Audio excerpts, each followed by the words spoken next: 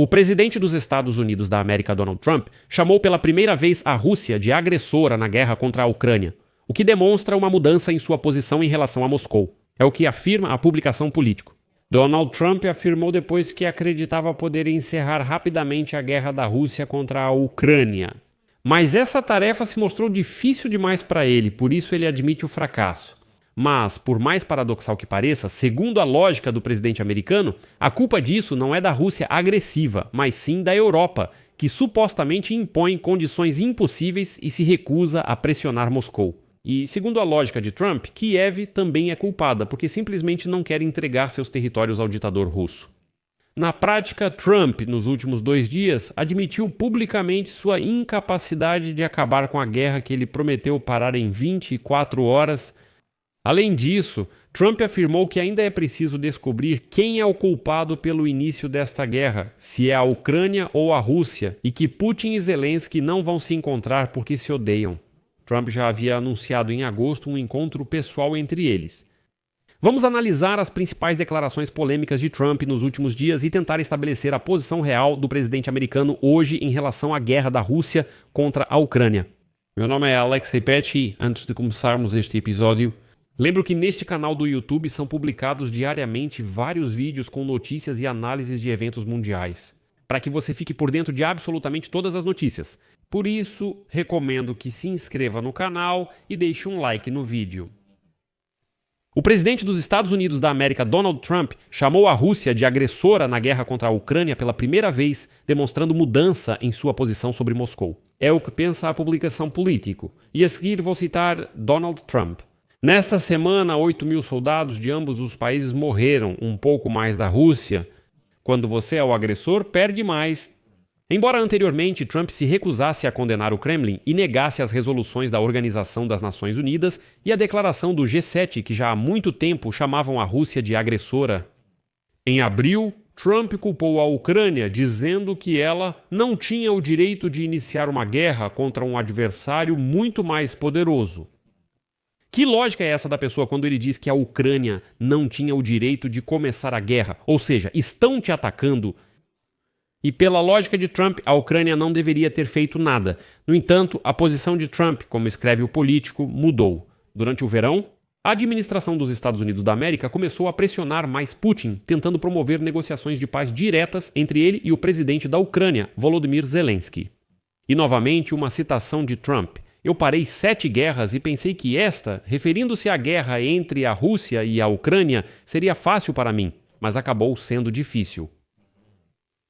Tanto Zelensky quanto Putin se odeiam. Apesar da retórica mais dura, o ditador russo não vai para negociações, e os Estados Unidos da América enfrentam apelos para impor sanções mais severas contra a Rússia.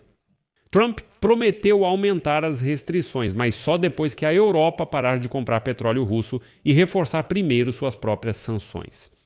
Mais uma vez, outra citação: os países europeus são meus amigos, mas eles ainda compram petróleo da Rússia. As sanções que eles impõem não são duras o suficiente.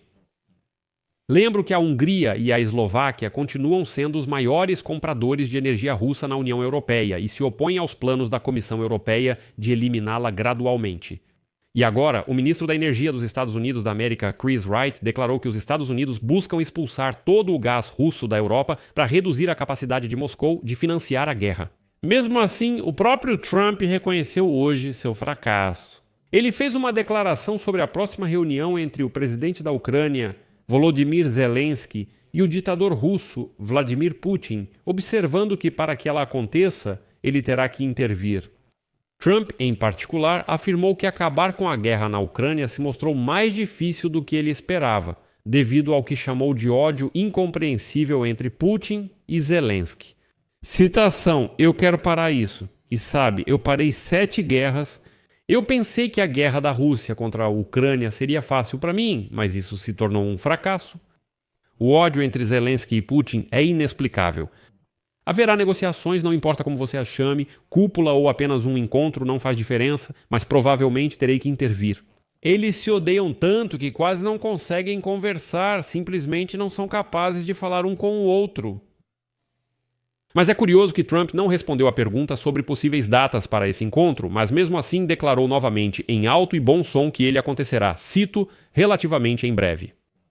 É significativo que até mesmo os conselheiros de Trump e até seus colegas de partido no Congresso estejam gritando em uníssono que já está na hora de sufocar esse ditador Putin.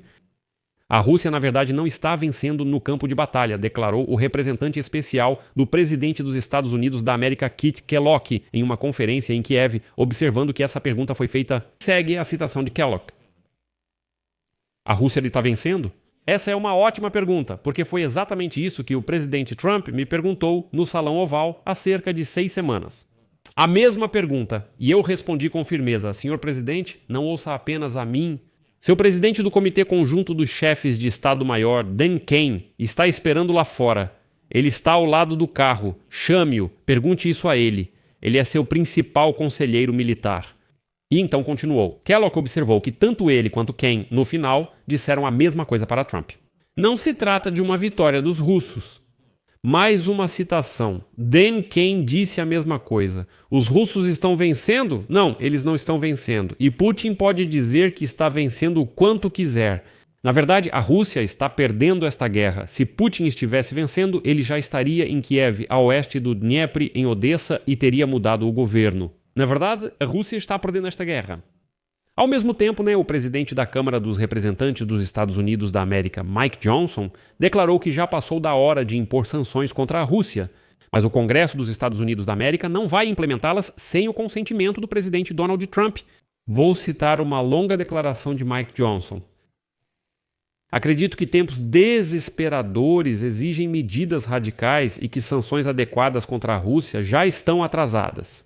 Quero dizer que há um grande desejo de fazer isso no Congresso. Traduzindo literalmente, há um grande apetite para fazer isso.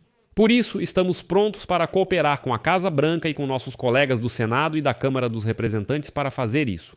E eu, pessoalmente, estou empenhado em fazer isso, mas o Congresso não pode fazer isso por vontade própria. O presidente terá que assinar tudo o que fizermos e aprovar isso como lei. Isso deve ser uma parceria, mas nós estamos subordinados ao nosso comandante-chefe. O presidente é um líder forte e corajoso no cenário mundial, ajudando a alcançar a paz global e resolver conflitos como nenhum outro antes dele. Por isso, acreditamos que ele pode usar a mesma força e a mesma abordagem para finalmente acabar com esta guerra na Ucrânia. Bem, por enquanto, tudo o que temos são muitas declarações muito barulhentas e estrondosas de Donald Trump, que frequentemente se contradizem. Por isso vou deixar reticências aqui. Deixe sua opinião e suas conclusões nos comentários abaixo deste vídeo. Inscreva-se no canal, ative o sininho e não se esqueça de deixar o like. É isso. Se cuidem e até mais.